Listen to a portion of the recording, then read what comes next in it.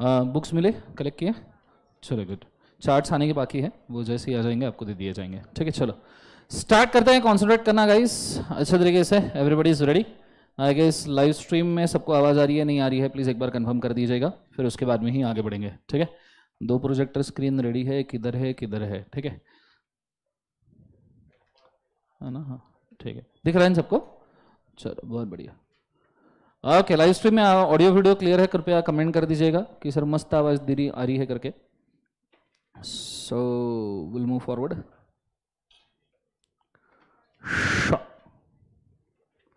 Okay, यहाँ chair है, chair chair लगा। हाँ चलिए शुरू करते हैं, ध्यान देना। So good morning everyone. चलिए स्टार्ट करते हैं। लास्ट लेक्चर के अंदर हमने कंप्लीट किया था हमारा लिफ्टिंग ऑफ कॉर्पोरेट वेल्थ, याद है बच्चों सबको? हाँ है ना? और लिफ्टिंग ऑफ कॉर्पोरेट वेल्थ खत्म करने के बाद में हमने ये डिसाइड किया था कि मैंने आपको 3 होमवर्क दिए थे। होमवर्क किया है सबने? ओके, जब तुम चार्ट वार्ट कॉपी कर रहे होंगे तो मैं होमवर्क चेक करूंगा। ठीक है, अगर नहीं किए हैं तो कृपया रेज हो जाइए अभी के अभी। ठीक है, और वो भी लास्ट बेंच के ऊपर। ठीक है, 3 क्वेश्चन थे, तीनों चाहिए। बीच में पकड़ा गया तो सीधा क्लास के बाहर जाएगा, कल से आएगा नहीं। ठीक है, होमवर्क के लिए अपन बहुत स्ट्रिक्ट है एकदम, मतलब बहुत ज़्यादा स्ट्रिक्ट है। ठीक है, इतना स्ट्रिक्ट में मेरे एक्स के लिए भी नहीं था, याद रखना। ठीक है, तो ये चीज़ को बड़े अच्छे से। हाँ फर्स्ट डे है, बच गया तू। फर्स्ट डे मतलब इसके पहले के लेक्चर नहीं देखेगा कोई? यूट्यूब से भी नहीं देखे? दान में कुछ काला लग रहा है मेरे को। अच्छा ठीक है, फाइन।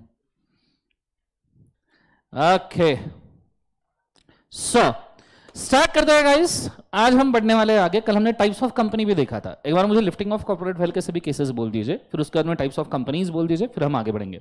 मुझे तो लिफ्टिंग ऑफ कॉर्पोरेट वेल्थ के केसेस में सबसे पहला केस कौन सा था बोले एक बार? Dinshaw Maneckji Petit. Keywords protection of revenue. दूसरा Daimler company versus Continental Tyre and Rubber Company Great Britain Limited. ठीक है, उसका क्या था डिसीजन? Align enemy. उसके बाद में तीसरा जोन्स वर्सेस लिपमैन, उसका क्या था decision? Fraud and improper conduct. चौथा गिलफोर्ड मोटार कंपनी वर्सेस होन, उसका क्या था decision? Fraud and improper conduct. 2-3 words उसमें ऐड हुए थे, शाम, क्लोक, होक्स। कुछ याद आया सबको? हाँ है ना? ये होने के बाद में हम नेक्स्ट केस लॉ के ऊपर गए थे। नेक्स्ट केस लॉ कौन सा था? Merchandise transport company versus British transport commission. कुछ याद आया? उसमें क्या था डिसीजन? Public policy. ठीक है, कि लाइसेंस के लिए आपको पब्लिक पॉलिसी कंसीडर करना जरूरी है। नेक्स्ट वाला क्या था? Workman of associated rubber industries limited versus associated rubber industries limited. Thank you. उसके अंदर क्या डिसीजन था? Welfare legislation, protection of welfare legislation. और उसके बाद में नेक्स्ट वाला केस हमने देखा था FG Films, agent and trustee. और फिर New Horizons versus Union of India, जिसके अंदर हमने देखा था प्रमोटर का एक्सपीरियंस है, किसका एक्सपीरियंस है? कंपनी का। आइडिया क्लियर है? फिर हम टाइप्स ऑफ कंपनी के ऊपर गए थे। टाइप्स ऑफ कंपनी की मेमोरी टेक्निक क्या है? आय, ला, मेरी, काउ। ठीक है, आय पर से इनकॉर्पोरेशन। इनकॉर्पोरेशन में कितने? 3। कौन कौन सा? Chartered, statutory, registered. ला पर से लाइबिलिटी, लाइबिलिटी में 2, अनलिमिटेड, लिमिटेड। मेरी पर से मेंबरशिप, मेंबरशिप मध्ये गांव वाली पब्लिक, मोहल्ले वाली प्राइवेट, मेरी वाली ओपीसी, आजू बाजू वाली स्मॉल। क्लियर है कंसेप्ट? फिर उसके बाद में नेक्स्ट वाला कंट्रोल के हिसाब से, ऊपर वाली होल्डिंग, नीचे वाली सब्सिडरी, आजू बाजू वाली एसोसिएट एंड मामाची मुलगी। कंसेप्ट समझ में आया? और ग्रुप कंपनीज। ठीक है, नेक्स्ट वाला अगला हमने देखा था एज पर ओनरशिप, एक विदेशी गर्ल और एक कौन सा बोले एक बार? देसी गर्ल। कुछ याद आया? और ये होने के बाद मतलब foreign company and government company. उसके बाद में नेक्स्ट वाले के ऊपर हम गए थे कौन सा? ऑब्जेक्ट। ऑब्जेक्ट के हिसाब से कंपनी कैसे डिवाइड हो रही थी? जो जैसा ऑब्जेक्ट वैसी कंपनी। और फिर एज पर वर्किंग 3 टाइप की कंपनी थी, एक्टिव, डॉर्मेंट, डिफंग। कंसेप्ट समझ में आ रहा है सबको? हाँ है ना? जोर से बोले एक बार सर नो। ये चीज को बड़े अच्छे तरीके से याद रखिएगा। आज मैं बैठ रहा हूं बच्चों आगे, पूरा ध्यान मुझे बोर्ड के ऊपर चाहिए, ध्यान दीजिएगा बड़े अच्छे से। आज हम कंपनीज के डेफिनेशंस में घुसना शुरू करेंगे। कहां पे घुसना शुरू करेंगे? कंपनी के डेफिनेशन। तो मुझे पूरा ध्यान बोर्ड के ऊपर चाहिए, एक एक डेफिनेशन हम देखेंगे। अच्छा, डेफिनेशंस में हम वही डेफिनेशंस देख रहे हैं जो हमारे लिए एग्जाम पॉइंट ऑफ व्यू काम के हैं। सभी डेफिनेशंस देख के आज सच कोई सेंस नहीं है। जिसके ऊपर सवाल पूछा है या पूछे जाने लायक हो सकता है, उन्हीं डेफिनेशंस को हम यहां पे कवर कर रहे हैं। ठीक है, तो मुझे पूरा ध्यान बोर्ड के ऊपर चाहिए, ध्यान दीजिएगा अच्छे से। Let's go. Okay, so first and foremost thing, अंदाजा ही नहीं आता,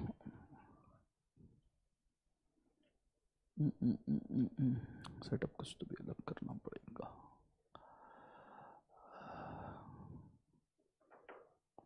ओके फाइन, चलिए शुरू करते हैं, ध्यान दीजिएगा।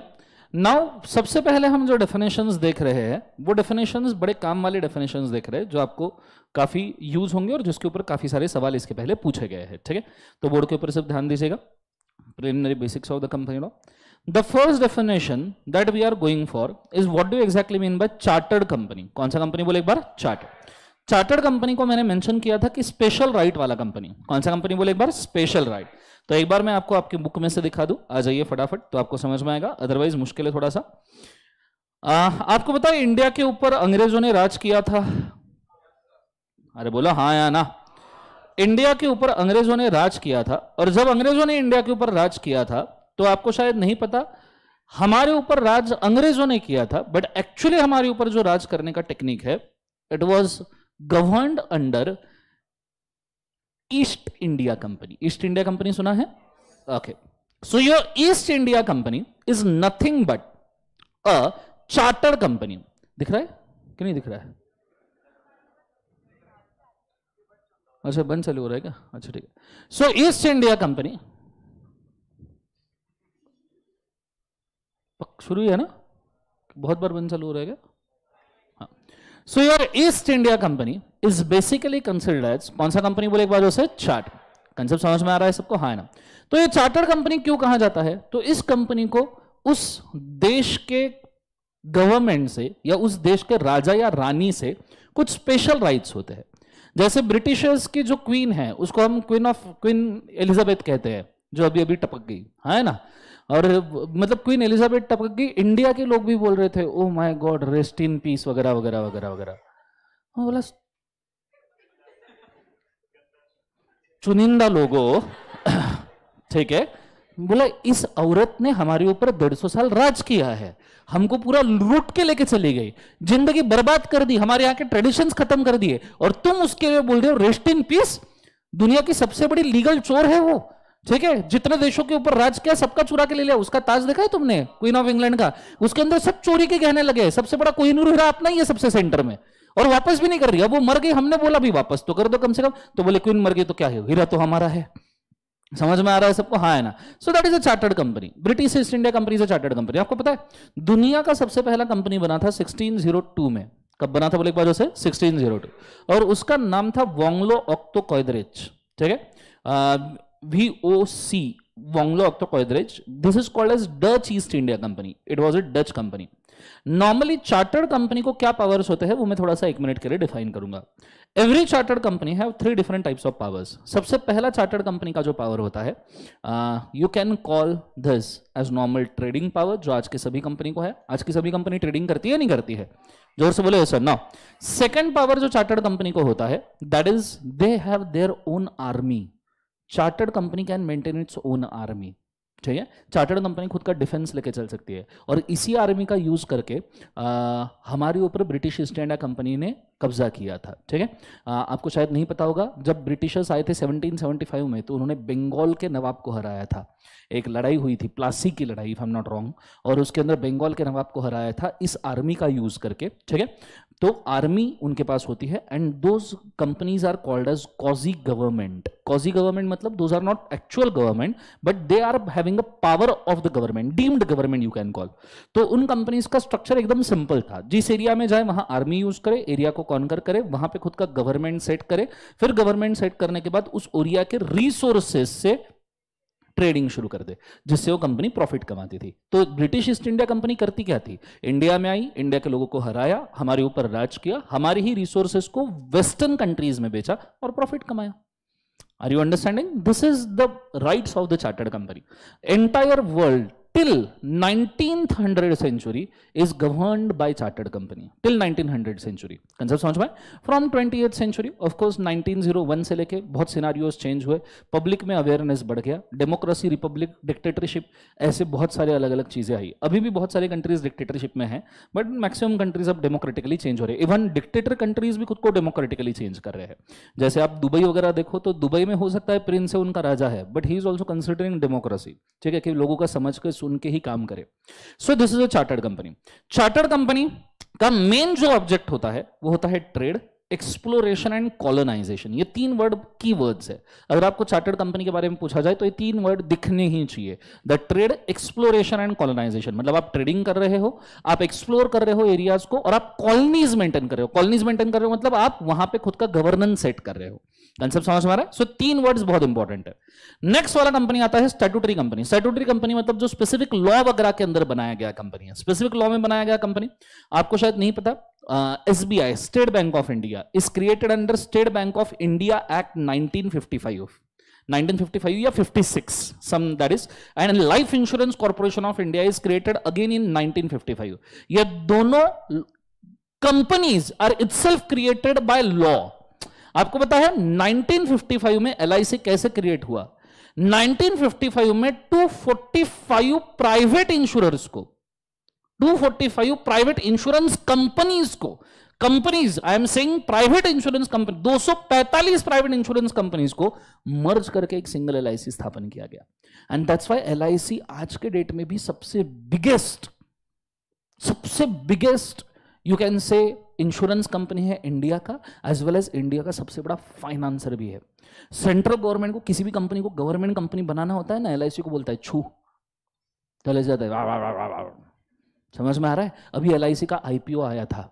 ठीक है, LIC का IPO पता है इन सबको? हाँ है ना. LIC के IPO की पावर क्या थी पता है? LIC का IPO ये पाकिस्तान प्लस श्रीलंका दोनों के टोटल GDP के डबल टाइम से भी बड़ा था. मतलब एक LIC के IPO में अपन 2 पाकिस्तान 2 श्रीलंका खरीद सकते थे. समझ में आ रहा है सबको? हाँ है ना. पाकिस्तान के बारे में ना बात ही ना करे तो बहुत अच्छी बात है फिलहाल. ठीक है, आपको पता है पाकिस्तान ने लोन लिया, बताया था क्या मैंने? पाकिस्तान ने चाइना से लोन लिया उसका ही लोन रीपे करने के लिए. Can you just imagine? China का लोन रीपे करने के लिए ही चाइना से लोन लिया और चाइना वालों ने दिया. मतलब मेरे को समझ में नहीं आया कि एक्चुअल चुनिंदा लोग है कौन. एनीवेज, ठीक है. Next one is registered company. कौन सा कंपनी बोले एक बार उसे? रजिस्टर्ड कंपनी मतलब अपना नॉर्मल कंपनी जो हम 2 सबसेक्शन 20 में डिफाइन करते हैं. ठीक है, रजिस्टर्ड कंपनी हमारा 220 का डिफाइंड कंपनी माना जाता है. ठीक है, so company which is registered under Companies Act 2013 और any of the previous company law you can also consider. ठीक है, ये 3 कंपनीज हो गए. Now we are moving towards next companies जिसको हम कहते हैं लिमिटेड लाइबिलिटी कंपनी, और कौन से बोले एक बार उसे? Unlimited liability company. तुम्हें लिमिटेड और अनलिमिटेड लाइबिलिटी समझ में आता है क्या? आता है ना. हमने ये कंसेप्ट ऑलरेडी इसके पहले देखा हुआ है कि भैया लेट्स से एक छोटा सा एग्जांपल बनाते हैं सो दैट आपके लिए भी अंडरस्टैंडिंग के लिए काफी क्लियर रहेगा ये. Let's go like this. समझो आपकी कंपनी है. ठीक है, आपके कंपनी की liability is 70 crore and your companies assets is equal to 50 crore. आपके कंपनी की लाइबिलिटी कितनी है बोले एक बार उसे? 70 करोड़. और आपके कंपनी की असेट्स कितनी है बोले एक बार उसे? 50 करोड़. नेट लाइबिलिटी कितना है बोले एक बार उसे? 20 करोड़. नेट लाइबिलिटी बोलो हाँ है ना. अब इसको मैं फर्दर डिवाइड करता हूं 2 पार्ट्स में. अगर आपकी कंपनी अनलिमिटेड है या अगर आपकी कंपनी लिमिटेड है. अगर आपकी कंपनी अनलिमिटेड है तो दिस लाइबिलिटी अनलिमिटेड कंपनी में ₹20 crore shawl be paid out of, कहां से पे किया जाएगा? Personal asset of members. Personal assets of क्या लिख बाजू से? मेंबर्स.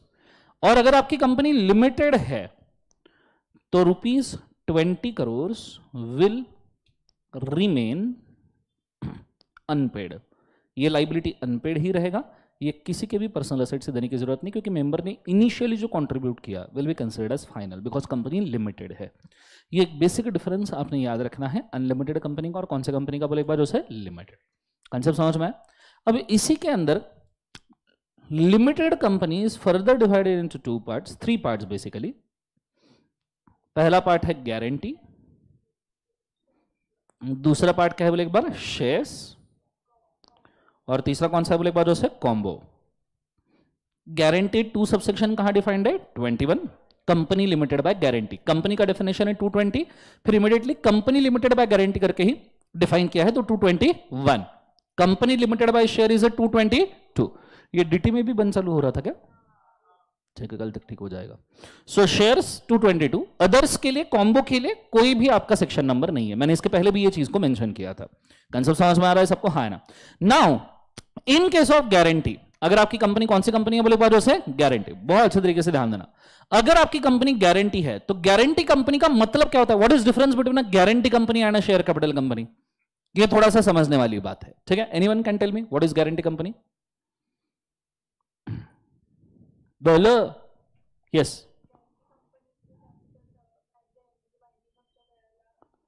ओके, गॅरंटी कंपनीचं कॅपिटल ऍट द एंड म्हणजे वाइंडिंग अपच्या वेळेला घेतात, बरोबर है का?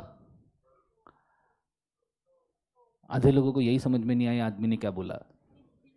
वो बोल रही है गारंटी कंपनी का कैपिटल एट द एंड मतलब वाइंडिंग अप के टाइम पे लेते हैं। तो मुझे एक बात बताओ, तो ये सही है गलत है? अरे सही है गलत है? सिंपल सी बात, टाइमलाइन देता हूं, अंडरस्टैंडिंग आपका क्लियर रहना चाहिए। ये टाइमलाइन लाइन हमेशा सीधी माननी चाहिए, ठीक है? सो अगर मैं कंपनी यहां पे इनकॉर्पोरेट कर रहा हूं, क्या कर रहा हूं बोले एक बार? इनकॉर्पोरेट। समझो अगर मैं कंपनी यहां पे इनकॉर्पोरेट कर रहा हूं, कंपनी का नाम हमने रखा एकत्वम लिमिटेड, गारंटी कंपनी लिमिटेड, और कंपनी के अंदर हमारे 4 मेंबर्स है, मिस्टर एडीजेड, मिस्टर आरजे, मिस्टर विजय और मैं ऑफिस बॉय डीके। मैं मेंबर नहीं, मैं तो ऑफिस गरीब आदमी हूं ना यार। हाँ यार, ये भारी लोग है बाकी सबके सब में, क्या छोटा मोटा आदमी अपना क्या चलते रहता है, पेट पूजा, ठीक है? हाँ, उसके बाद में अब हमने बोला एडीजेड सर को सर इन्वेस्ट करो, आरजे सर को इन्वेस्ट करो, विजय सर को इन्वेस्ट करो, तीनों रेडी हो गए। यस, हम बहुत बड़ा अमाउंट इन्वेस्ट करेंगे टैलेंट का। काय का बोला एक बार? टैलेंट का। बोला अरे सर सिर्फ टैलेंट इन्वेस्ट करके बात नहीं बनेगी, ये सब क्लासरूम डेस्क बेंच ये सब कहां से आएगा? बोले रेंट पे ले लेंगे। तो मैं बोला अरे सर तो गुत्तो कैपिटल नहीं, बोले पैसा हम सिर्फ तभी देंगे जब जरूरत पड़ेगी। मैं बोला जरूरत पड़ेगी मतलब? बोले जब कंपनी का वो हो जाएगा। क्या हो जाएगा? वो। वाह नहीं रे, वाह कैसे वाइंडिंग अप की बात चल रही है। वाह क्या हो जाएगा जीवन में जब कंपनी का वो हो जाएगा? वो क्या हो जाएगा? वो नहीं का तुम पार्टी वार्टी में जाके एकदम ऐसे मस्त डांस एक आधा ड्रिंक लेके वो, हाँ that is you are actually winding up. समझ में आ रहा है सबको? हाँ है ना? सो जब कंपनी का क्या हो जाएगा बोले एक बार से वो हो जाएगा, तो उस सिचुएशन में एडीजेड सर ने बोला कि भाई मेरे तरफ से मैं 50 करोड़ रुपए लगाएगा। ये बिग मैन, समझ में आ रहा है सबको? हाँ है ना? तो पैसा ही पैसा ही पैसा। एक ट्रेड मारेंगे 2-3 करोड़ कमा लेंगे जीवन के अंदर, हम साल भर में नहीं कमा सकते उतना जीवन में। हाँ है ना? दूसरा आरजे सर बोले मैं 30 करोड़ तो लगा ही दूंगा। विजय सर बोले मैं एक डोंगर लगा दूंगा।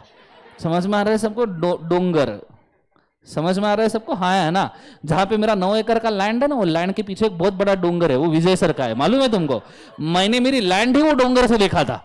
कंसेप्ट समझ में आ रहा है सबको? हाँ है ना? अब वो डोंगर पे क्या होता है मेरे को नहीं पता, पूछने का भी नहीं। समझ में आया सबको? हाँ है ना? तो विजय सर ने बोला मैं डोंगर लगाऊंगा, ठीक है? मेरे को पूछा, मैं बोला 150 रुपए, 150 रुपया देगा। समझ में आ रहा है सबको? हाँ है ना? तो मैंने बोला मैं 150 रुपया देगा, तो मैंने 150 रुपए का प्रॉमिस किया। पर ये पैसा आज हम लगाने वाले हैं क्या?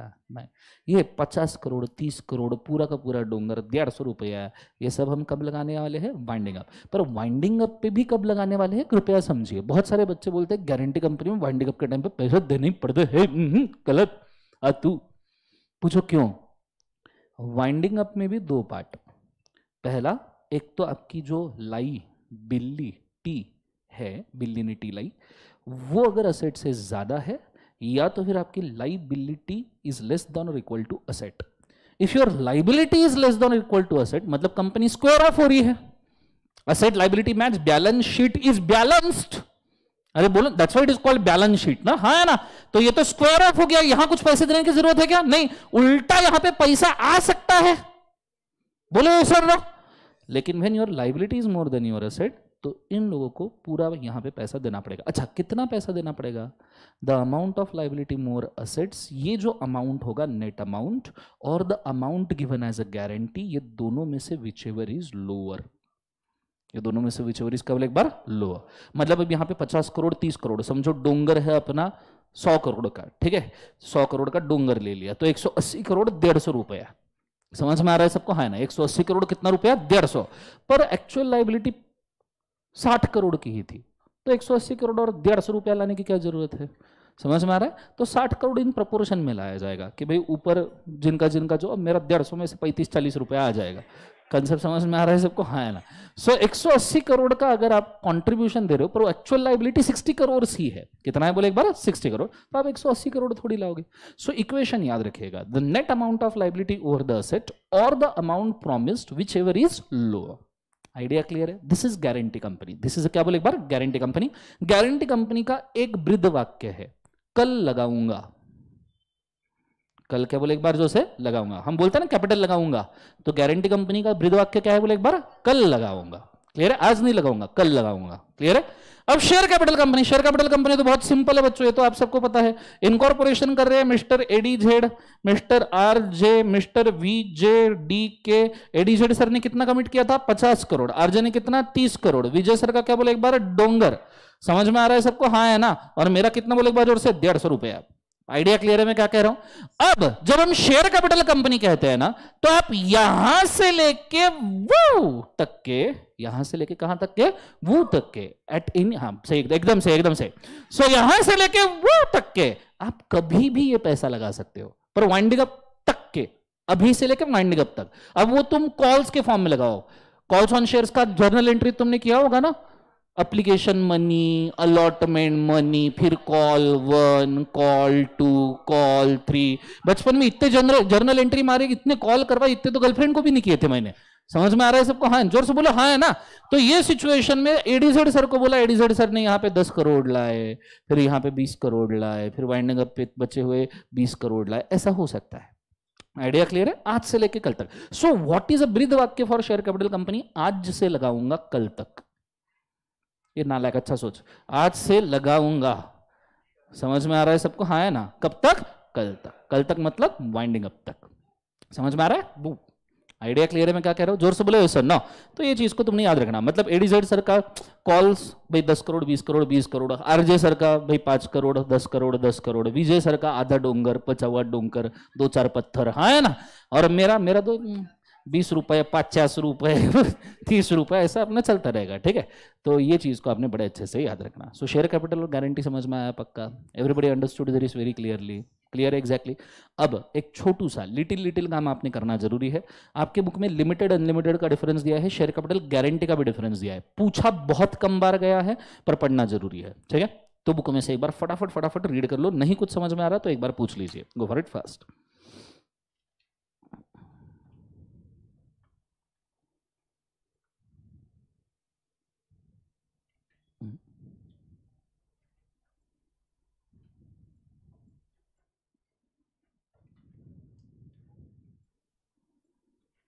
लैपटॉप का स्क्रीन किधर है जीवन में?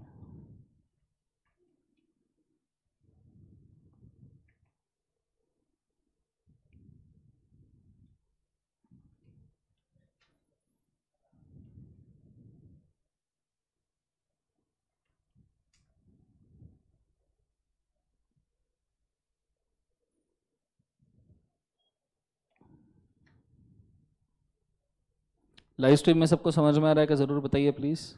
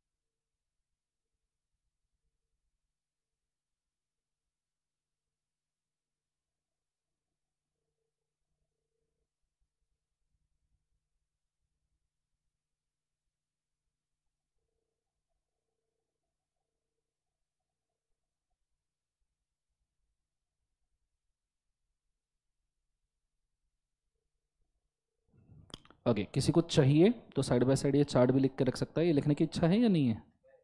चलो फटाफट लिख लीजिए फर्स्ट। इसको फुल स्क्रीन कैसे करें जीवन में अब?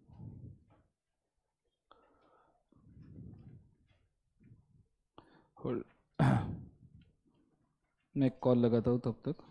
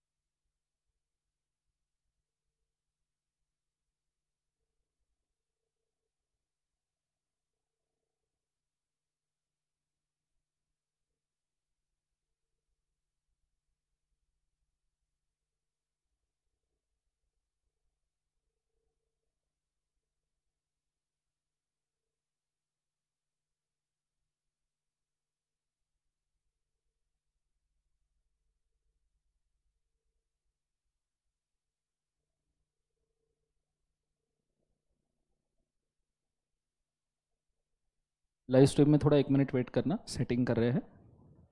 आपको लिखने में थोड़ा तकलीफ हो सकता है, स्क्रीन ब्लैंक होगा।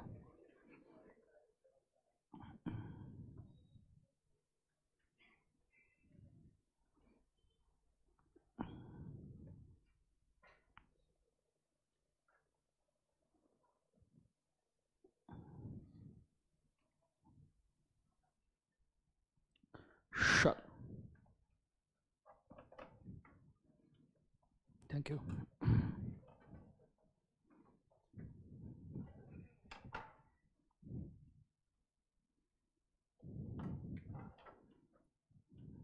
खूपच कॉर्नर झालं का? चलो डन। लिख लिया सबने बच्चों? हुआ नहीं हुआ?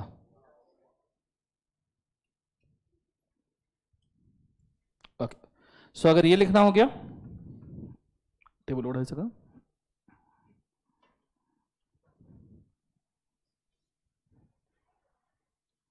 ओके ओके, ठीक है। सो अगर ये हो गया तो अब हम बढ़ते हैं आगे. Now after guarantee company, share capital company, we have to move forward towards the next company. और अगली चीज हमको जो देखनी है काफी इंपॉर्टेंट है. ये डायग्राम तुम्हारे बुक में ऑलरेडी बनाया गया हुआ होगा. और अभी हम जिस कंपनी के ऊपर जा रहे हैं, अच्छा गारंटी और शेयर कैपिटल के बाद लास्ट जो बचता है वो कॉम्बो बनता है. कॉम्बो समझ में आता है आपको? Combo company which is limited by share capital as well as guarantee. मतलब कुछ अमाउंट अभी आप कैपिटल के फॉर्म में कंट्रीब्यूट करोगे और कुछ वाइंडिंग अप के टाइम पे करोगे. ठीक है, तो दोनों का मिक्सचर है. मतलब ऐसा जो कोई बहुत डिफिकल्ट वाला कंपनी नहीं है. तो अब आ जाओ आप पेज नंबर 1.20 पे. और 1.20 पे मैंने ओपीसी का डायग्राम देके रखा है. दिख रहा है सबको? ठीक है, बहुत काम की चीज है, बहुत काम का डायग्राम है. बोर्ड के ऊपर अगर आप सिर्फ बहुत अच्छे से ध्यान दोगे तो आपको ओपीसी पूरा अच्छे तरीके से समझ में आएगा. अगर हम बात करें ओपीसी के डेफिनेशन की, तो ओपीसी की डेफिनेशन एकदम हल्की डेफिनेशन है, बहुत ही हल्की डेफिनेशन है. OPC means a company where there is one person is a member. मतलब एक लाइन इनको लिखना था, उसमें भी उनको नशे नहीं छूटे. देखो ना क्या लिखा है, where a company where there is only one person is a member. कितने पर्सन मेंबर बोला है? Only one person is a member. जब इन्होंने पर्सन बोला ना, मैं बोला बाप,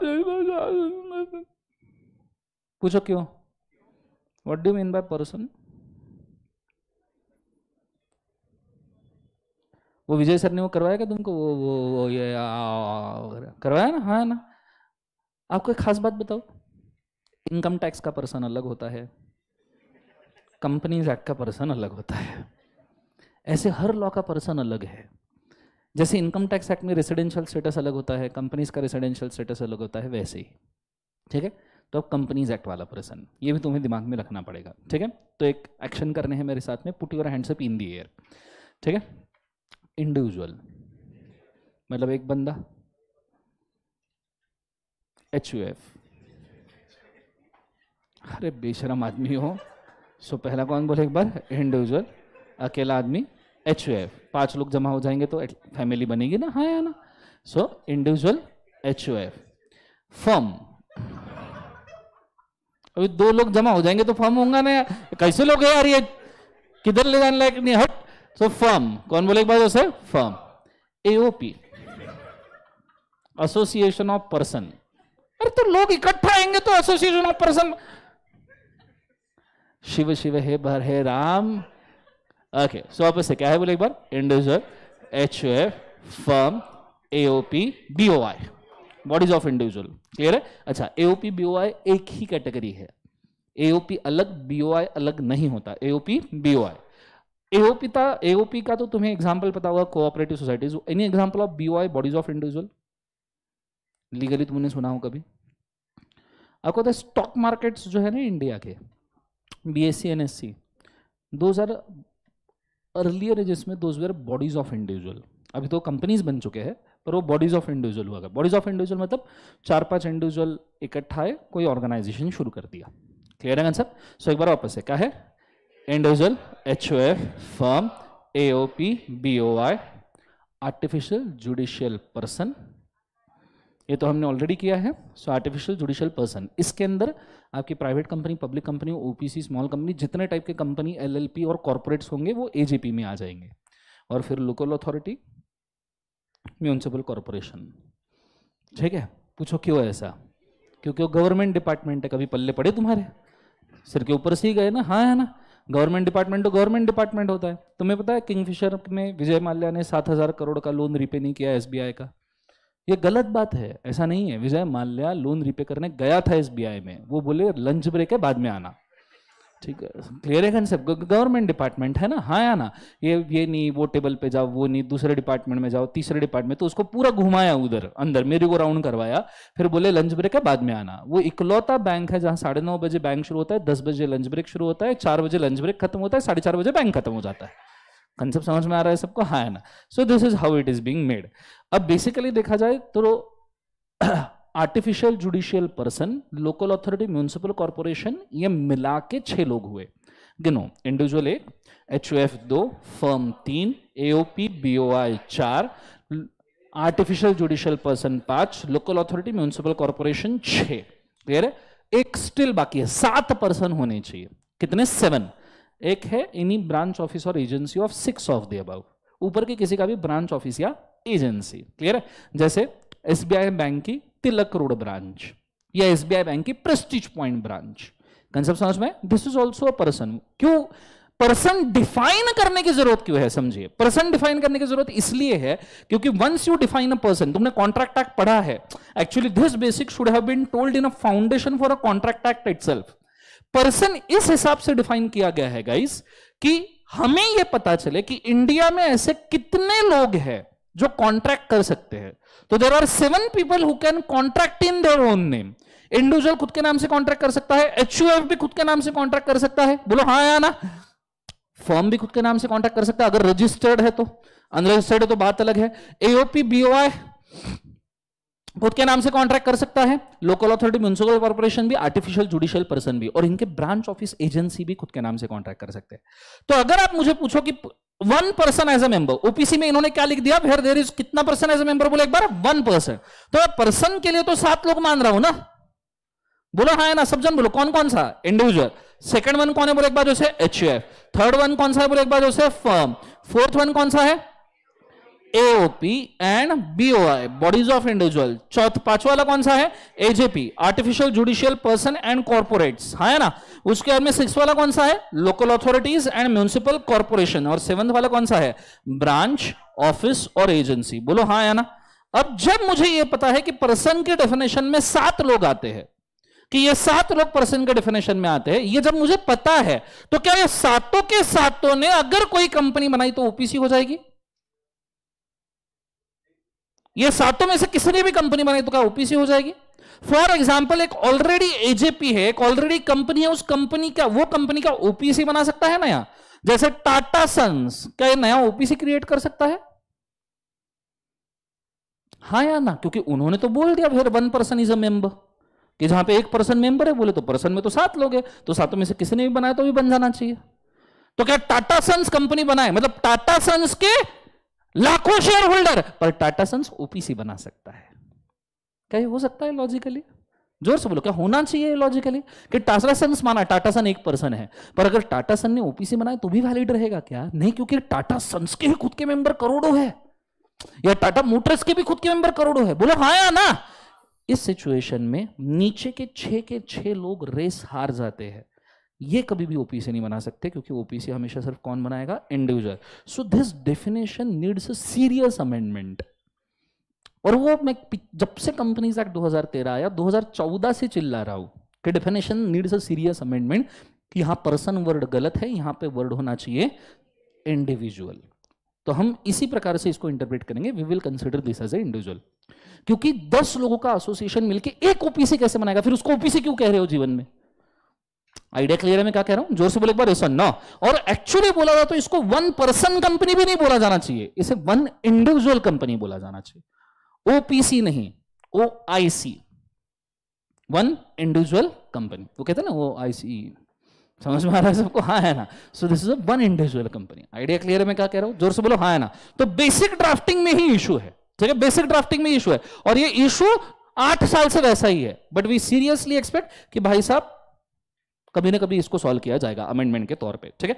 ये छोटा सा एक चीज लिख के रखो, मतलब आपको पता होना चाहिए कि भैया ओपीसी कौन बना सकता है, ठीक है। Go for it. Okay, live stream में सबको समझ में आ रहा है? कृपया कमेंट करके बताइए।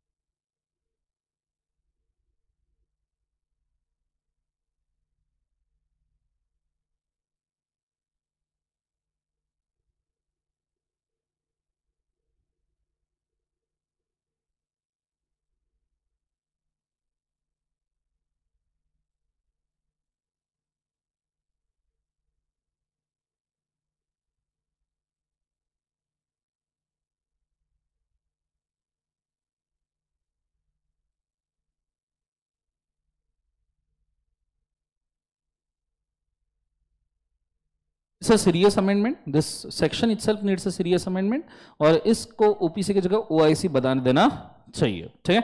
Now let's come to the OPC. अब ओपीसी का एक लाइन में डेफिनेशन दिया, मतलब कितनी मारामारी है जीवन में, भिखारीपनी की हद है, ठीक है। बट अब हमको समझना जरूरी है ओपीसी क्या है। तो मैंने ओपीसी के 262 को, मैंने आपको सेक्शन लिस्ट इसी के लिए लिखवा के दी थी, मैं ओपीसी के 262 को सेक्शन 3 के साथ रीड कर रहा हूं अभी, ठीक है। 2 subsection 62 of the OPC read with section 3।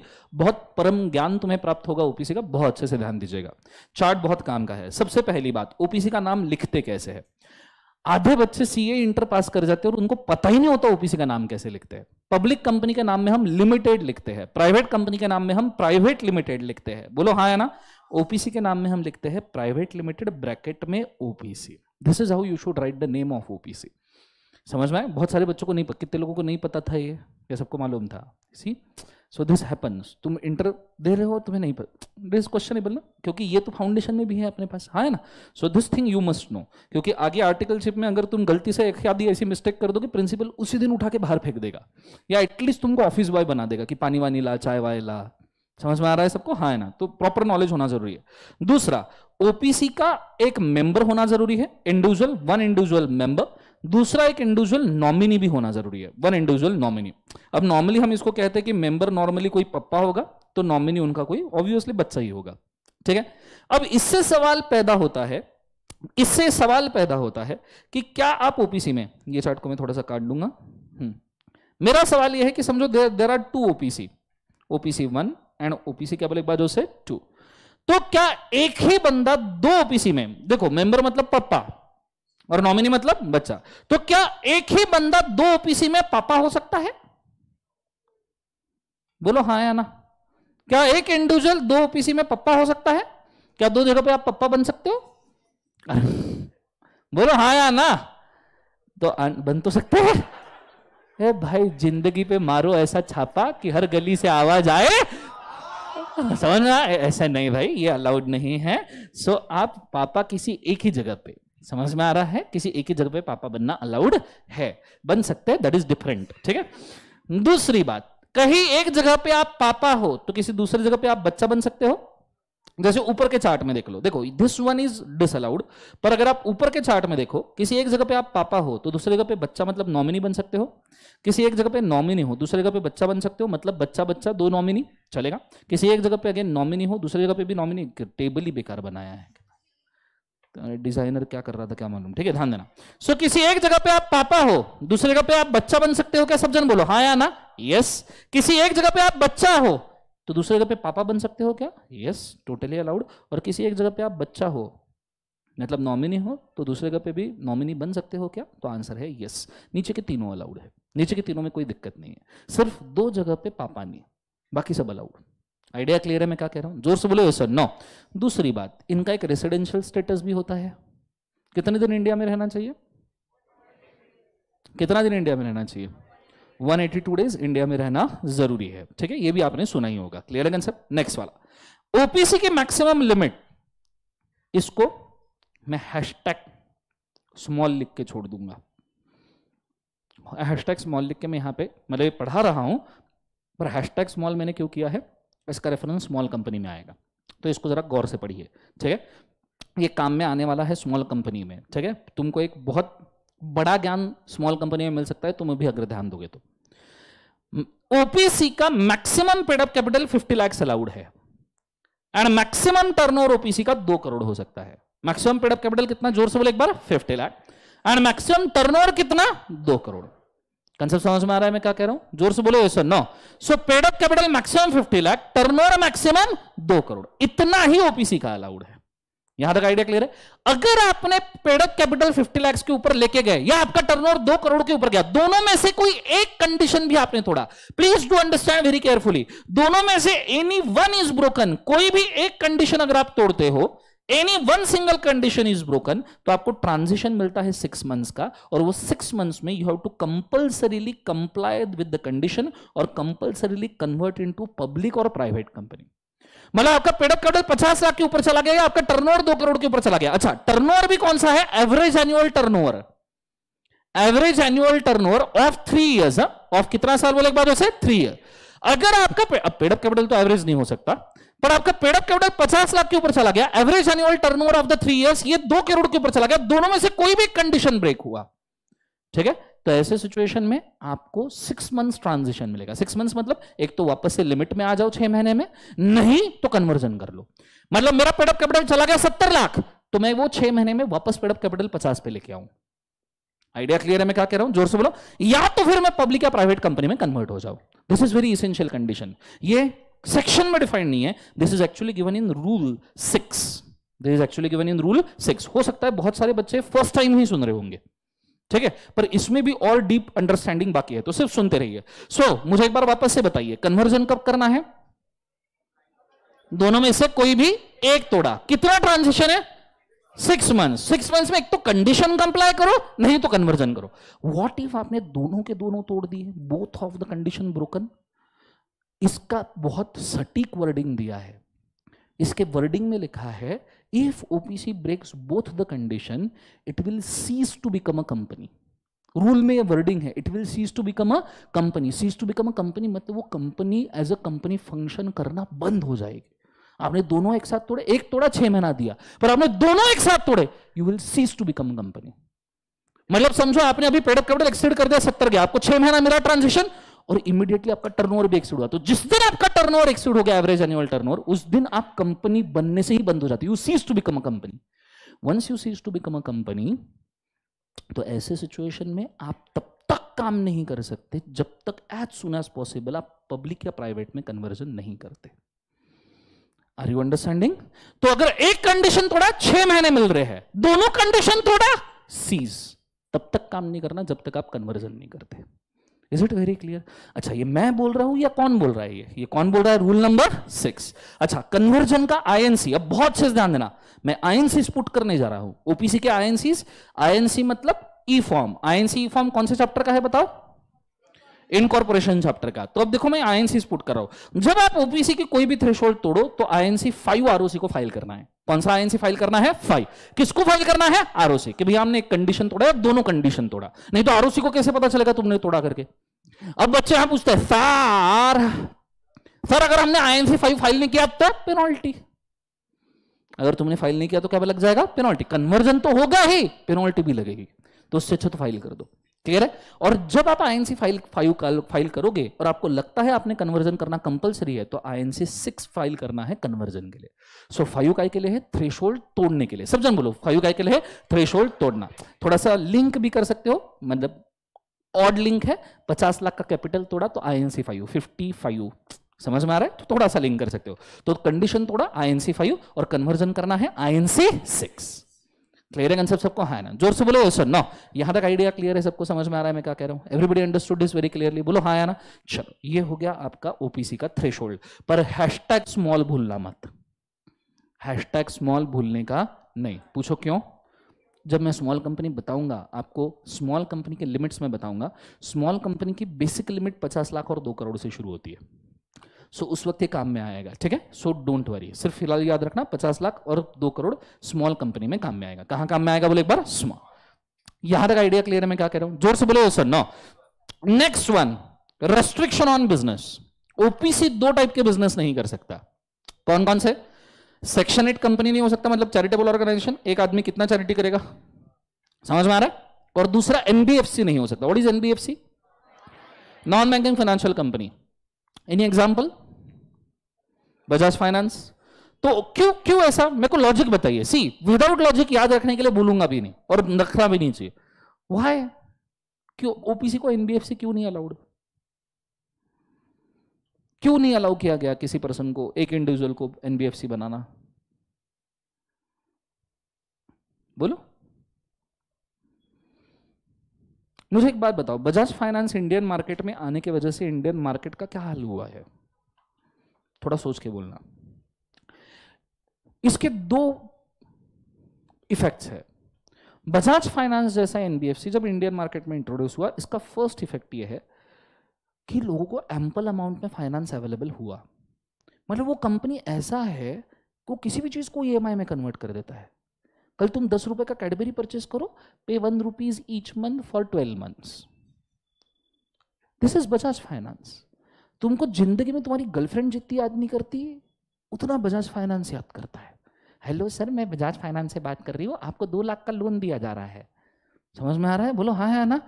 तुम्हारा कुछ ट्रैक रिकॉर्ड नहीं, क्रेडिट स्कोर कुछ नहीं, पर तुमको 2 लाख का लोन दिया जा रहा है। एक बार बीच में मैंने कॉल सुना था, लड़की ने कॉल किया Bajaj, hello sir Bajaj finance से बोल रही हूँ, 2 लाख का लोन दिया जा रहा है। बोले दे दो।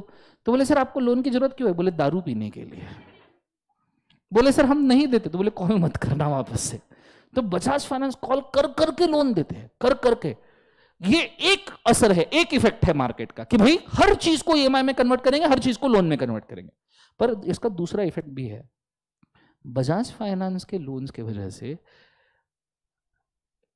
पहले तो कंज्यूमर कंज्यूमिंग कैपेसिटी बढ़ गया है। जो चीज तुम पहले लेने के लिए सोचते नहीं थे वो ईएमआई की वजह से लेने की सोचते हो।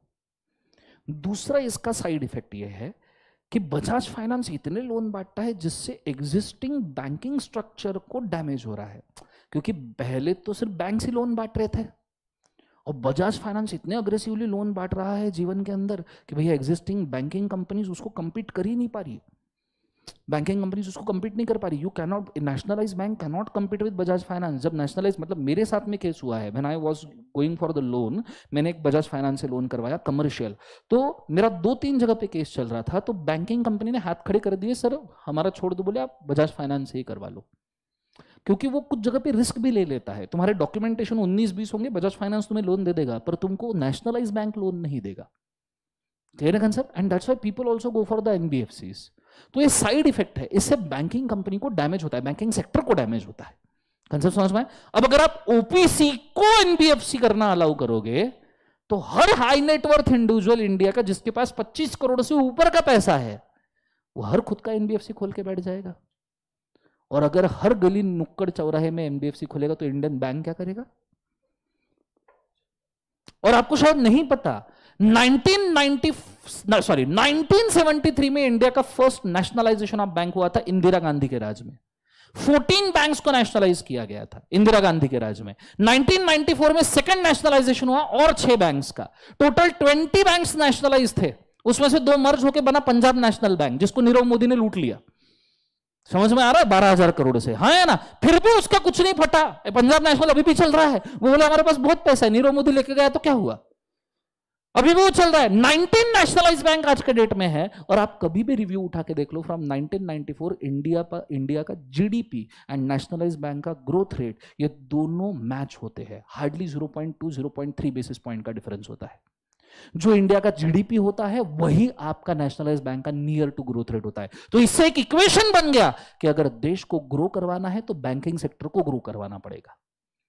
अब आप सोच रहे हो बैंकिंग सेक्टर को ग्रो करवाना और ऊपर से बोल रहे हो ओपीसी को एनबीएफसी बनाते हैं, घंटा ग्रो होगा। समझ में आया? And that is why OPC को एनबीएफसी बनाने से क्या किया है, मना, सो दैट इंडिया का बैंकिंग सेक्टर कॉन्जर्व्ड रहे। अगर बैंकिंग सेक्टर ठीक रहेगा तो इंडिया ठीक रहेगा। You got the logic? Everybody understood this very clearly? Live stream में भी मुझे बताना है, समझ में आया पक्का? तुम इसके पहले पढ़े होंगे कि एनबीएफसी नहीं चलता, क्यों नहीं चलता, this is a reasoning. Idea clear है मैं क्या कह रहा हूं? नेक्स्ट, लास्ट वन, ओपीसी कौन से टाइप के कंपनीज में आता है? तो मैंने आपको चार्ट दिया है। रजिस्टर्ड कंपनी हमारे पास 3 है, चार्टर्ड, स्टैट्यूटरी, रजिस्टर्ड। ना ये चार्टर्ड है ना स्टैट्यूटरी है, सो इट इज कौन सा कंपनी? बोले एक बार, रजिस्टर्ड। रजिस्टर्ड में भी अनलिमिटेड है, लिमिटेड है। अनलिमिटेड तो हो ही नहीं सकता ओपीसी कभी, ठीक है? एक बंदा अनलिमिटेड स्टेमिना, मतलब एनीवेज। सो लिमिटेड में भी 2 होते हैं। पहला कौन सा बोले एक बार, जो से प्राइवेट। दूसरा कौन सा बोले एक बार, पब्लिक। अब प्राइवेट में भी 2, एक नॉर्मल ओपीसी और दूसरा normal private company. So OPC is a part of a private company, ठीक है? प्राइवेट कंपनी का ही डिवीजन ओपीसी है। हालांकि मैं इस चार्ट को और थोड़ा अच्छे से बताऊं तो मैं ये भी लिख सकता हूं ओपीसी नॉर्मल एंड स्मॉल, क्योंकि small company is also part of private company. Small company का डेफिनेशन का पहला ही लाइन है कि it is not a public company. When it is not a public company तो कौन सा कंपनी है? प्राइवेट। तो ये भी हम लिख सकते हैं। दिस इज पूरा ओपीसी का एक चार्ट में कुंडली। कैसे समझ में आया सबको? हाँ है ना? अब ओपीसी के लिए कुछ बचता नहीं है, ये छोड़ के एज गुड एज कोई ऐसी चीज नहीं जो ओपीसी के लिए बचती है।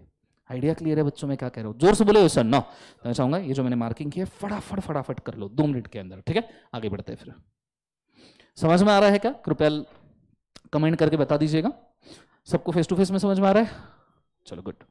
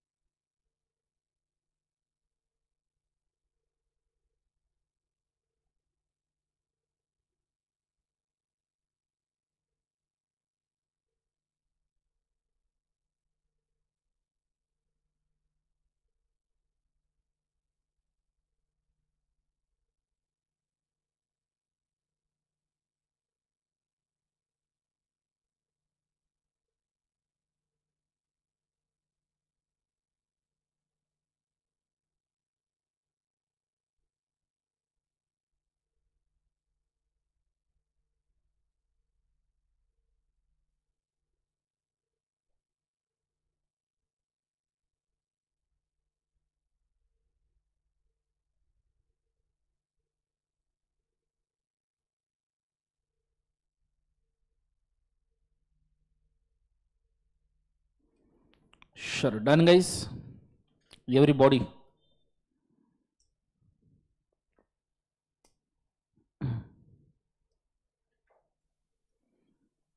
चलो, यहां तक आइडिया क्लियर है पक्का? बोलो हाँ है ना? सो ओपीसी का आपका सेक्शन यहाँ पे होता है खत्म. Now we are going for the next company. Very very important, very very very very very very very very very very very very very very very very very very very important. कौन सा? Private company. कई बार exam में सवाल पूछा गया है, आज के होमवर्क में भी आने वाले हैं, क्लास वर्किंग में भी आने वाले. पहले तो तुम डेफिनेशन पढ़ो, देखो क्या झेपता है नहीं झेपता है. मैं काम की चीजें मार्क कर रहा हूं, आप साथ में कर सकते हो.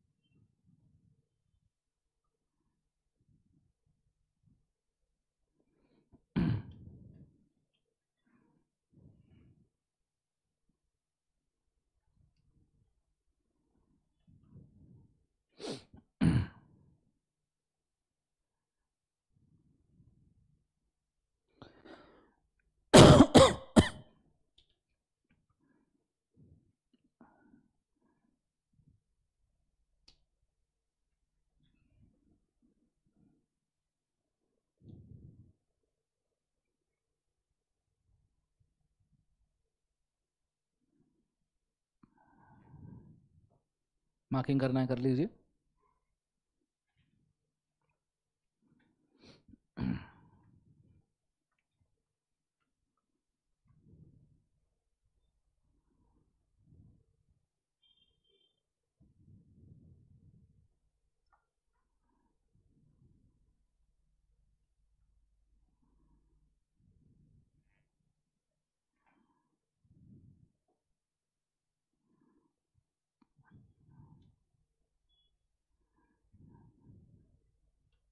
Sure, done.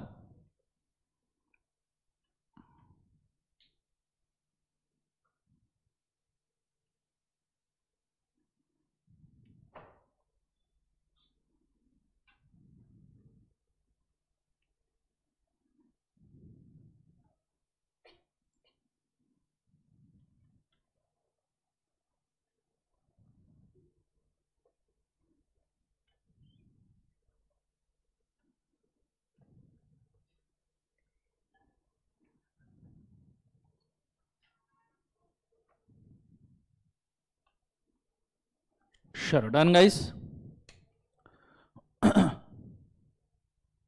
Okay.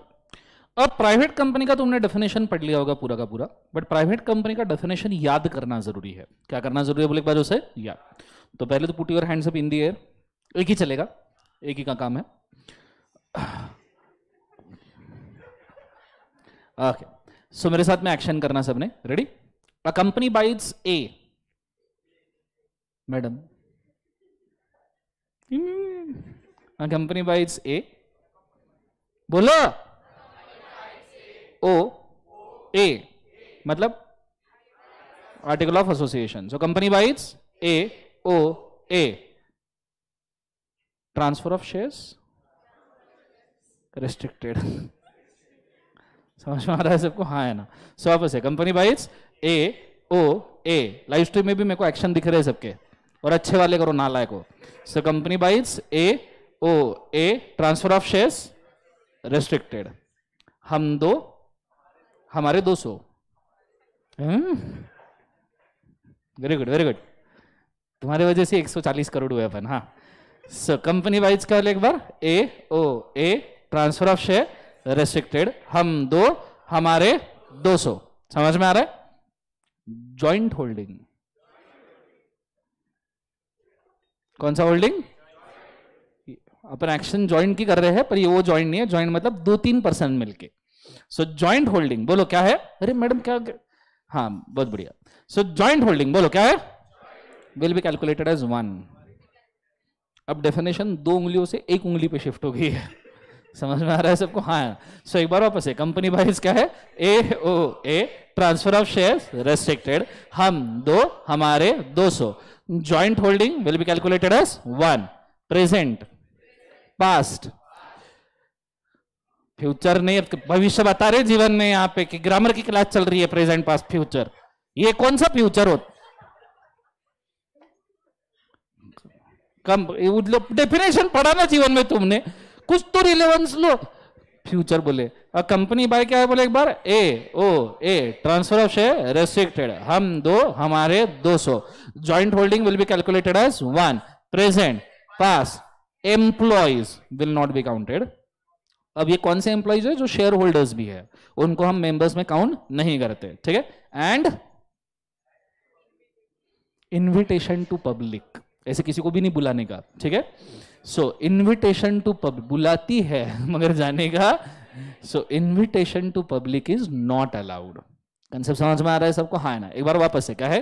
Company by its A O A, transfer of shares restricted, हम दो हमारे 200, joint holding will be calculated as 1, present, past, employ shall not be counted, and invitation to public is not allowed.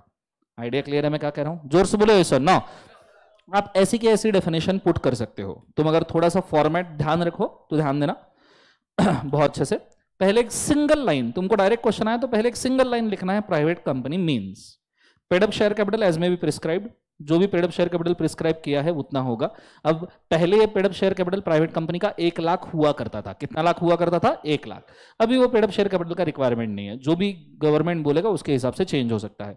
So company minimum paid up share capital prescribe but by its article, main definition यहां से शुरू हो रही है, bye it's AOA restriction on transfer of shares, limit the number of members to 200, और OPC के case में 1 ही रहेगा क्योंकि OPC is also private company.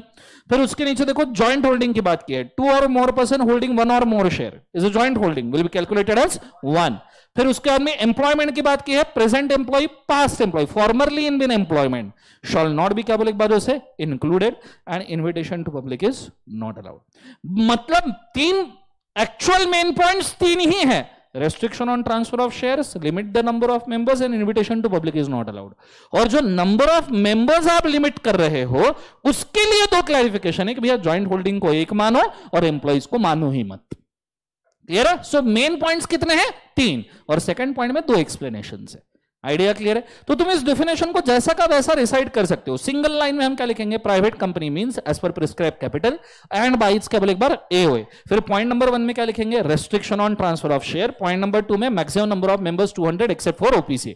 फिर उसी के अंदर प्रोवाइडेड दैट, आप प्रोवाइडेड दैट लिख सकते हो, joint holding will be calculated as क्या? 1, और provided further that present past employ shall not be counted. अपने लैंग्वेज में लिखने का कोई टेंशन नहीं है, फॉर्मेट हम फॉलो कर रहे हैं। Point number 3, invitation to public is not allowed. Concept समझ में आ रहा है? क्या ये कर सकते हो आप? तो मैं चाहूंगा रजिस्टर में अपने एक बार डेफिनेशन लिख के देखो, हमने जैसा याद किया वैसा, ठीक है। उनका लैंग्वेज नहीं फॉलो किया चलेगा, पर हमने जैसा याद किया, फॉर्मेट सिर्फ फॉर्मेट सही आना चाहिए, वर्डिंग जितने अपन ने देखे सही आने चाहिए, तो तुम्हें भी समझ में आएगा कि तुम डेफिनेशन लिख पा रहे हो या नहीं। Go for it fast.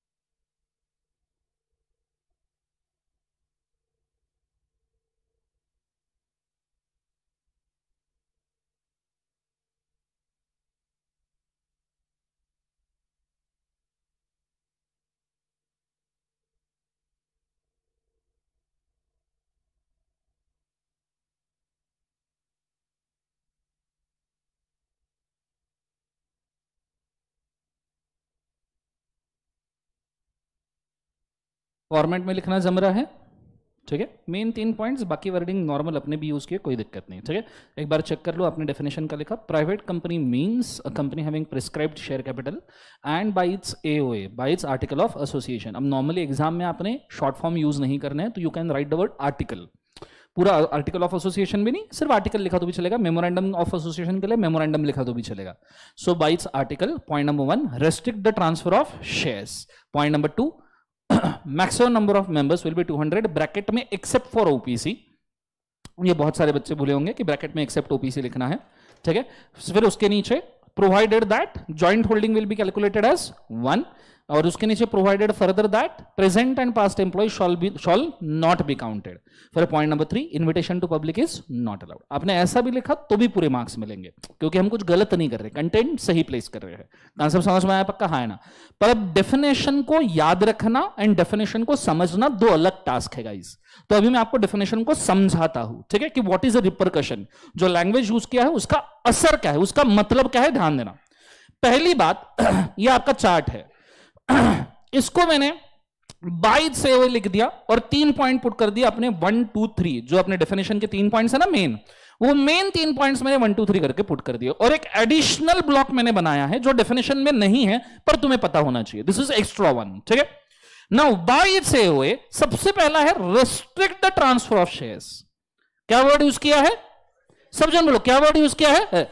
वो चाहते तो प्रोहिबिटेड वर्ड यूज कर सकते थे। कौन सा वर्ड यूज कर सकते थे? Prohibited. But have they used the word prohibited? They have used the word restricted. Prohibited मतलब कर ही नहीं सकते, रेस्ट्रिक्टेड मतलब कर सकते हो सिर्फ रेस्ट्रिक्शन के साथ। तो भाई साहब फिर रेस्ट्रिक्शन बताओ ना। अगर तुमने रेस्ट्रिक्टेड बोला तो रेस्ट्रिक्शन क्या है वो तो बताओ। ऐसे थोड़ी मान लेंगे कि रेस्ट्रिक्टेड है। तो डिपार्टमेंट ने इसके ऊपर सर्कुलर्स जारी किए, नोटिफिकेशन जारी किए। डिपार्टमेंट ने बोला रेस्ट्रिक्टेड का मतलब है कि प्राइवेट कंपनी के मेंबर्स किसी और को शेयर ट्रांसफर कर सकते हैं अगर दूसरा पर्सन भी एक तो मेंबर है या दूसरा पर्सन ग्रुप में से बिलोंग करता है। चलो मेंबर है तो करना जायज है, ये तो हमको भी समझता है, हम सब प्राइवेट कंपनी के मेंबर है। आज मैंने मेरे शेयर तुमको दे दिए, कोई दिक्कत नहीं। But what is group of person? तो ग्रुप ऑफ पर्सन को फर्दर 2 पार्ट में डिवाइड किया गया है। पहला है रिलेटिव, अगर कोई मेंबर खुद के रिलेटिव को शेयर ट्रांसफर करना चाहता है तो अलाउड है, या फिर दूसरा है अगर कोई मेंबर प्राइवेट प्लेसमेंट करना चाहता है। सर प्राइवेट प्लेसमेंट क्या है? शार्क टैंक देखा है? वहां तो सभी प्राइवेट कंपनीज ही आ रही है ना, और वो बोल रहे हैं कि भाई ये बेचना है वो बेचना है। फिर वो चारों जजेस शुरू हो जाते हैं, ये दोगलापन है, तुम ऐसा नहीं कर सकते। हाँ कैसे बात कर, क्या कर रहा है भाई तू? है ना, आइडिया है। अभी उसको निकाल दिया बोलना, और मस्त कैरेक्टर था, मेरे को बहुत मजा आता था। तो क्या कर रहा है भाई तू, क्या बेच रहा है? सो बेसिकली देखा जाए तो चारों जजेस भिड़ जाते हैं। अगर कंसेप्ट पसंद आया, 2% के लिए 50 लाख, 10% के लिए 2 करोड़, देखा होगा आपने, है ना। तो they are actually buying the equity of a private company. This is called private placement. Investor को शेयर्स देना कंपनी के, तो ये अलाउड है। आप पब्लिक एट लार्ज के लिए जा रहे हो क्या? पूरी पब्लिक के पास जा रहे हो क्या? ऐसे तुम अभी जो LIC का IPO आया वैसे गए क्या तुम? नहीं, तुम ऐसे शार्क टैंक में गए, 2-4 लोगों को जमा किया, उनको बोला ले लो। कंसेप्ट समझ में आया सबको? हाँ ना। This is private placement. तो प्राइवेट कंपनी शेयर ट्रांसफर ही नहीं कर सकती, ऐसा नहीं है, कर सकती है। एक तो खुद के मेंबर को, नहीं तो ग्रुप को। ग्रुप में कितने लोग हैं? 2।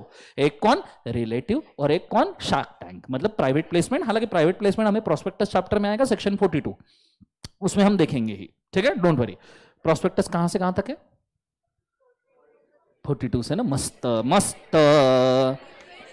23 से लेके 42, तो लास्ट सेक्शन प्राइवेट प्लेसमेंट अपन देखने वाले हैं प्रोस्पेक्टस का, ठीक है। यहां तक आइडिया क्लियर है मैं क्या कह रहा हूं? जोर से बोले sir. No sir, good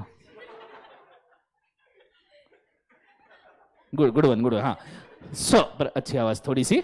so sir बोलो, सर बोलो। ए रिलेटिव मतलब कौन सर?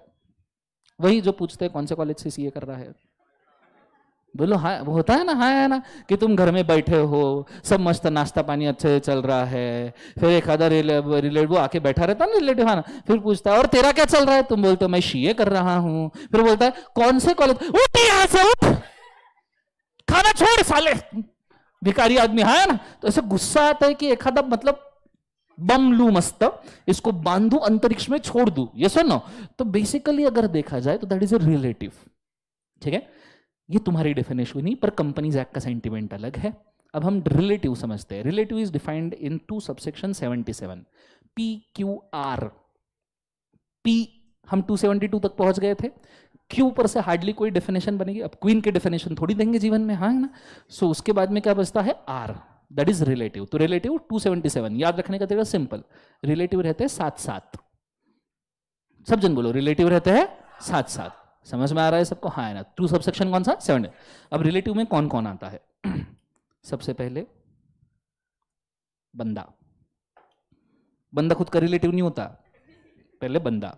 अब मेरे पीछे बोलो, 2 स्टेप ऊपर। सब जन बोलेंगे 2 स्टेप ऊपर, 2 स्टेप नीचे, एक आजू एक बाजू, ठीक है। एक बार वापस बोलो, क्या बोलना है? 2 स्टेप ऊपर, 2 स्टेप नीचे, एक आजू एक बाजू। अब शुरू हो जाओ, मदर, फादर, ब्रदर, सिस्टर, सन, डॉटर, ठीक है। अब इनको इनके मियाँ बीवियों से जोड़ देना, बीवी से, सॉरी। ऊपर जोड़ोगे क्या? ऑलरेडी जुड़ा है, समझ में आ रहा है सबको, हाँ है ना। मदर का फादर, फादर का मदर, डोंट, ठीक है। सोसाइटी में ब्रदर की दुल्हन, ब्रदर की वाइफ, सिस्टर का हस्बैंड, सन की वाइफ। एक और बार बोलो, एक और बार बोलो, एक और बार, मजा आ रहा है, मजा। हाँ बहुत बढ़िया। और डॉटर का हस्बैंड, कि डॉटर का क्या बोले एक बार उसे, हस्बैंड। यहां तक समझ में आ रहा है सबको, हाँ है ना। हाँ आ रही है, खुद की वाइफ भी आ रही है, तो ऐसे डेस्परेशन में मत जा, जीवन में आ रही है, ठीक है। सो खुद का वाइफ, खुद का स्पाउस, समझ में आ रहा है सबको। अभी हमने लिख दिए, पर इसमें से सभी रिलेटिव नहीं होते। ब्रदर की दुल्हन और सिस्टर का हस्बैंड ये रिलेटिव में नहीं आते। भाभी और जीजू, जीजू है ना, ये रिलेटिव में आते हैं क्या? नहीं। साली भले ही आधी घरवाली हो, पर जीजू रिलेटिव में नहीं आते। समझ में आ रहा है सबको, हाँ है ना। ये चीज को याद रखना। नाउ बहुत अच्छे तरीके से ध्यान देना, कॉन्सेंट्रेट करना अच्छे से। ये टोटल आपके रिलेटिव, सो वाइफ भी आ गई ना, सॉरी स्पाउस आ गया आपका, हाँ। सो अब बेसिकली अगर तो शादी के बाद यही होता है जीवन में, तुम एक्सपीरियंस कर लेना चाहिए, तो ठीक है। तो ये चीज को याद रखना कि इधर वाइफ नहीं, इधर कोई भी स्पाउस है, यही होना है। लड़की रहे लड़का रहे, विधि का विधान है, सबका कटेगा, क्लियर है। This is formal way of काटना। Let's go. सो अब रिलेटिव कितने हैं? 1 2 3 4 5 6 7 8 9। सो दीज आर 9 रिलेटिव्स, ठीक है। याद रखना थोड़ा सा आसान होगा, मतलब आर का kind of mirror image, kind of is 9, ठीक है। काइंड ऑफ मिरर इमेज इसका एक बार उसे नहीं झपरा, जाने तो तेल लेने गया, ठीक है। पर मैं तो ऐसे ही याद रखा करता था। अब इसमें से भी कुछ क्लोज रिलेटिव होते हैं। क्लोज रिलेटिव मतलब जिनके साथ ब्लड रिलेशन होता है, ठीक है। मदर फादर के साथ ब्लड रिलेशन होता है, ब्रदर सिस्टर के साथ होता है, सन डॉटर के साथ होता है, सन की वाइफ के साथ ब्लड रिलेशन होता है क्या? नहीं। डॉटर के हस्बैंड के साथ ब्लड रिलेशन होता है क्या? नहीं। तो ये दोनों क्लोज रिलेटिव में आएंगे क्या? नहीं। अच्छा, खुद की वाइफ के साथ ब्लड रिलेशन होता है? होता है। वाइफ खून पीती है? होता है। समझ में आ रहा है सबको, हाँ ना। स्पाउस खून पीता है तो ब्लड रिलेशन होता है, ये चीज को याद रखना। तो इसमें से सन की वाइफ गायब, डॉटर का हस्बैंड गायब, 9 में से 2 गए, बचे कितने? 7। तो टोटल क्लोज रिलेटिव कितने? 7। क्रिस्टियानो रोनाल्डो की टी शर्ट का नंबर भी 7 है, तो ऐसे भी याद रख सकते हो, ठीक है। सर MS धोनी का भी 7 है। अब MS धोनी को कैसे मेमोरी टेक्निक बनाऊं? मेरे एक बार मैंने समझा, बोला क्रिस्टियानो रोनाल्डो का 7 है। एक बच्चा, सर MS धोनी का भी, अरे पर उसका क्या लेना देना यहाँ पे? समझ में आ रहा है सबको, हाँ है ना। तो क्रिस्टियानो रोनाल्डो इज फाइन कि टी शर्ट का नंबर क्या है? बोले एक बार 7। क्लोज रिलेटिव कितने होते हैं? 7। तो इतने ही लोगों में आप आपके शेयर ट्रांसफर कर सकते हो, पर रिलेटिव में, क्लोज रिलेटिव में नहीं। क्लोज रिलेटिव ये कंसेप्ट इसलिए बोला, आगे हमें कभी काम में आएगा। कंसेप्ट समझ में आ रहा है सबको, हाँ है ना। जोर से बोले एक बार सर ना। सो ये हो गया restriction on transfer of shares का अंडरस्टैंडिंग। नाउ दूसरी चीज के ऊपर जाते हैं। मैक्सिमम नंबर ऑफ मेंबर्स हमने रिस्ट्रिक्ट किए हैं 200, लेकिन ओपीसी में एक ही मेंबर होता है, प्राइवेट में 2 से 200 होंगे। इसमें से जॉइंट होल्डिंग हम काउंट करते हैं एज अ 1। प्रेजेंट और पास्ट एम्प्लॉय को हम एक्सक्लूड करते हैं। प्रेजेंट एंड पास्ट एम्प्लॉय को हम क्या करते हैं? बोले एक बार उसे exclude. Now what do mean by joint holding? अगर मैं आपको ऐसा बोलूं कि 10 लोगों ने 60 शेयर्स होल्ड किए हैं, 10 मेंबर्स ने 60 शेयर्स जॉइंटली होल्ड किए हैं, 10 मेंबर्स ने 60 शेयर्स कैसे होल्ड किए हैं? जॉइंटली। सोच के बोलना। तो हर मेंबर ने, एक सिंगल मेंबर ने कितने होल्ड किए हैं? बोलो, 10 मेंबर्स ने 60 होल्ड किए, तो सिंगल मेंबर ने कितने होल्ड किए हैं? जोर से बोलो, कितने होल्ड किए? गलत। सिंगल मेंबर ने भी 60 ही होल्ड किए हैं। जॉइंट होल्डिंग का मतलब ये नहीं होता, समझना ठीक से, जॉइंट होल्डिंग का मतलब ये नहीं होता कि जितने जॉइंट होल्डर है उसमें आप असेट डिवाइड कर दो ना। On all 60 share all the 10 members have equal rights, this is called joint holding. On all 60 shares all the 10 members have equal rights. For example, ये बॉटल और ये ग्लास हमने जॉइंटली होल्ड किया है, bottle and glass हमने क्या hold किया है बोले एक बार? जॉइंटली। तो इस बॉटल के ऊपर भी तुम्हारा उतना हक है जितना मेरा है, और इस ग्लास के ऊपर भी तुम्हारा उतना हक है जितना मेरा है। अपन ऐसा नहीं कर सकते कि बॉटल तुम्हारी और ग्लास मेरा, नहीं। ये तब तक नहीं कर सकते जब तक लिक्विडेशन नहीं हो रहा, पर ये लिक्विडेशन की हम बात भी नहीं कर रहे। तो ये अब अगर मैं पूछूंगा तो मेरा ओनरशिप कहां है, तो मेरा ओनरशिप दोनों जगह पे, आपका ओनरशिप कहां है, तो आपका भी दोनों जगह पे, ठीक है। सो 10 मेंबर अगर 60 शेयर होल्ड कर रहे तो ऐसा नहीं कि पर member 6, no, every single member have right over all 60 shares. This is called joint holding. Joint holding इसको कहा जाता है। बहुत सारे बच्चे कंफ्यूज हो जाते हैं कि उसको डिवाइड कर दो, नहीं, ठीक है। Every single member have right over all 60 shares. Clear है कंसेप्ट सबको? ऐसा 10 के 10 का राइट रहेगा, ठीक है। तो ये चीज को बहुत क्लियरली याद रखना। नेक्स्ट वाली चीज, प्रेजेंट एंड पास्ट एम्प्लॉय हम इंक्लूड नहीं करते। मतलब आपके टोटल नंबर ऑफ मेंबर्स 50 है, टोटल मेंबर्स कितने बोले एक बार? से 50। टोटल शेयर होल्डर्स आपके 50 है, ठीक है। टोटल शेयर होल्डर 50 है। उस 50 में से लेट्स से 10 एम्प्लॉइज है, उस 50 में से लेट्स से 30 नॉर्मल मेंबर्स है, और बचे हुए 20 क्या है बोले एक बार? से एम्प्लॉइज है। प्रेजेंट भी हो सकते हैं, फॉर्मरली इन एम्प्लॉयमेंट भी हो सकते हैं, पास्ट एम्प्लॉय, एक्स एम्प्लॉय भी हो सकते हैं। तो हमारे नेट नंबर ऑफ मेंबर्स सिर्फ 30 ही है। एम्प्लॉइज को हम काउंट करेंगे क्या? नहीं। तो हम जो 200 की लिमिट गिनते हैं वो 200 में सिर्फ ये गिने जाएंगे। आइडिया क्लियर है? This is you should know. Last वाला, invitation to public is not allowed. मतलब प्राइवेट कंपनी प्रोस्पेक्टस इशू नहीं कर सकता। प्रोस्पेक्टस इशू नहीं कर सकता मतलब पब्लिक से पैसा रेज नहीं कर सकता। पर यह चीज थोड़ी सी डिफिकल्ट है, ध्यान देना। प्रोस्पेक्टस प्राइवेट कंपनी शेयर्स के लिए इशू नहीं कर सकता, मतलब शेयर्स के बिहाफ पे वो पैसा रेज नहीं कर सकता। पर आपको शायद नहीं पता, प्राइवेट कंपनी डिबेंचर्स के बिहाफ पे पैसा रेज कर सकता है। प्राइवेट कंपनी डिबेंचर इशू करके फंड रेज कर सकता है, और उसके लिए उसको प्रोस्पेक्टस इशू करना अलाउड है। It is as good as borrowing, long term loan, ठीक है। वो तो प्राइवेट कंपनी को अलाउड है, बट शेयर्स वो इशू नहीं कर सकता। और प्राइवेट कंपनी, आपको यहां तक यकीन नहीं होगा, प्राइवेट कंपनी डिबेंचर्स के लिए स्टॉक मार्केट के ऊपर लिस्टेड भी हो सकता है।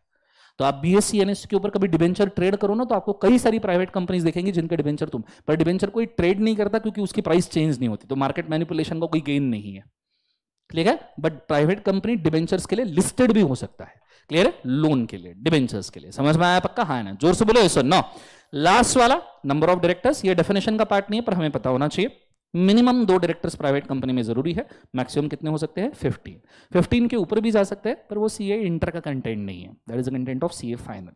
यहां तक आइडिया क्लियर है? This is entire dissection of the definition of the private company. Idea clear है मैं क्या कह रहा हूं? जोर से बोलो यस सर नो। मैं चाहूंगा मार्किंग कर लो फटाफट। ओके, फोटो खींच लो चाहिए तो एक काम करो, क्योंकि I have to rush, already late. Photo खींच लो एक बार, घर आराम से मार्किंग करना। क्वेश्चनर किसने लाया है? मुझे देना एक बार, मैं होमवर्क बोल दूं।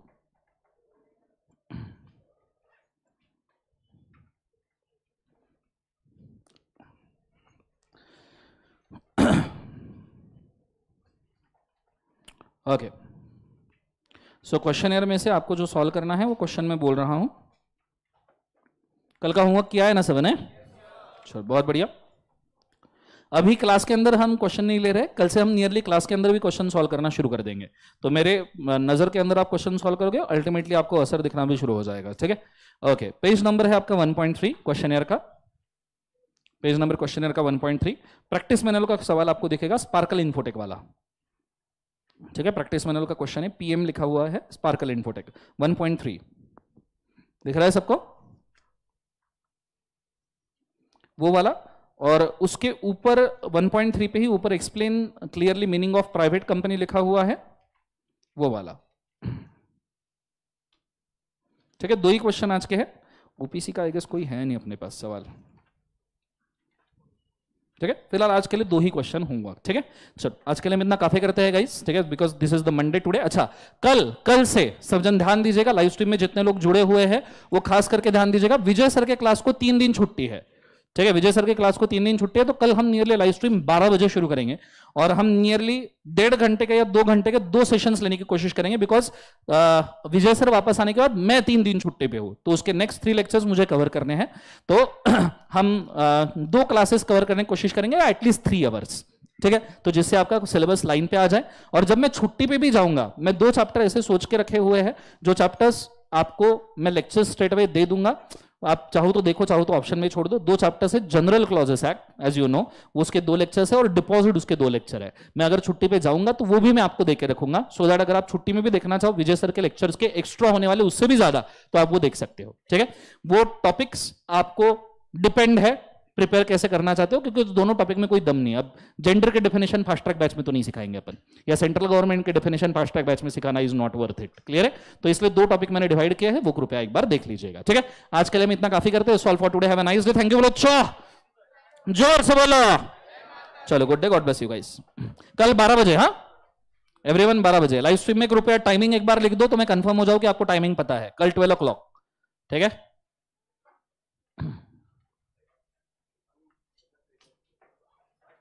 चलो अब ऐसी